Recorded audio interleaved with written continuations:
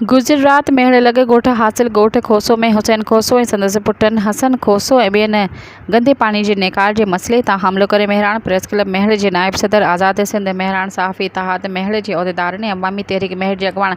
आज़ाद इम्तियाज़ सियाल जे घर ते 10 खां 12 माण्हुनि सां गॾिजी हथियारनि सां हमिलो करे आज़ाद इम्तियाज़ सियाल ऐं संदसि जे घरवारी ऐं ॿियनि जे हमराहनि खे सख़्तु ज़ख़्मी कयो वियो, जॾहिं त इन मौक़े ते हसन खोसो पुटु हुसैन खोसो शराब जे नशे में धुत हुयो ऐं उन ई सॼो मामिलो करे डंडनि सां सहाफ़ी सदन घरनि वारे ऐं ॿियनि माण्हुनि खे सख़्तु ज़ख़्मी कयो। इतलाह ते महड़ बी सेक्शन पुलिस कार्रवाई कंदे हसन खोसो खे शराब समेत गिरफ़्तार करे मेडिकल कराए,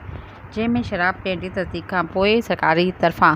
केस दाख़िल करायो वियो आहे। ॿिए पासे मेहराण प्रेस क्लब महड़ ऐं आज़ाद सिंध मेहराण सहाफ़ी इतिहाद